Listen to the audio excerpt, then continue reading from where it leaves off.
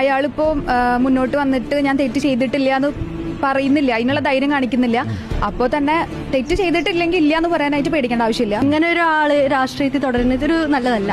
ഇപ്പോ ഷാഫി പറമ്പാണ് രാഹുൽ മാങ്കൂട്ടത്തിന്റെ കൂടെ ഇങ്ങോട്ട് കൊണ്ടുവന്നത്. ഞാൻ പാലക്കാട്ട് വരാം.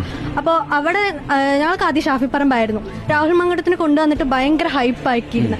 അപ്പോൾ അത്രയും ആള് ചെയ്യുന്നുള്ളൊരു വിശ്വാസത്തിലായിരുന്നു നമ്മൾ അവിടെ വോട്ട് ചെയ്തത്. പക്ഷെ ഇത് കേട്ടപ്പോൾ തീർച്ചയായിട്ടും ഭയങ്കര സങ്കടമായി. ഒരു പവർ പൊസിഷനിലൂടെ പല ആളുകൾ ഇപ്പൊ പെൺകുട്ടികളെ ആണെങ്കിൽ പോലും പല വാഗ്ദാനങ്ങളൊക്കെ കൊടുത്തുകൊണ്ട് അവരെയും കൂടി ഒരു തെറ്റിലേക്ക് ക്ഷണിച്ച് അങ്ങനെയൊക്കെ ചെയ്തിട്ടുണ്ടോ പുള്ളി? ഉണ്ടായതുകൊണ്ടാണല്ലോ ഇപ്പൊ അവര് കേസ് കൊടുത്തിരിക്കുന്നത്.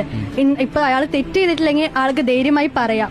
ഒരു എന്താ പറയാ, ഒരു ഇത്രയും ഓരോ ഇത് വരുമ്പോ ഞാൻ ചെയ്തിട്ടില്ല എന്ന് പറയാം.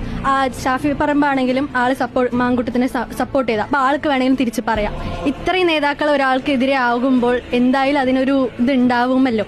അല്ലാതെ ഒരിക്കലും ഒരാൾ നമ്മളെതിരായിട്ട് നിൽക്കില്ലല്ലോ.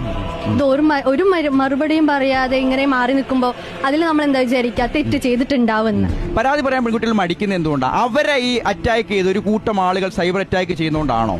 ഒരു രാഷ്ട്രീയക്കാരനെതിരെ ഒരു പരാതി പറയാനായിട്ട് ആരായാലും ഒന്ന് പേടിക്കും. കാരണം അവർക്കാണെങ്കിൽ അവരുടെ ബാക്കിൽ എന്ന് പറയുമ്പോൾ ഒരുപാട് ആൾക്കാർ സപ്പോർട്ടിനുണ്ടായിരിക്കും.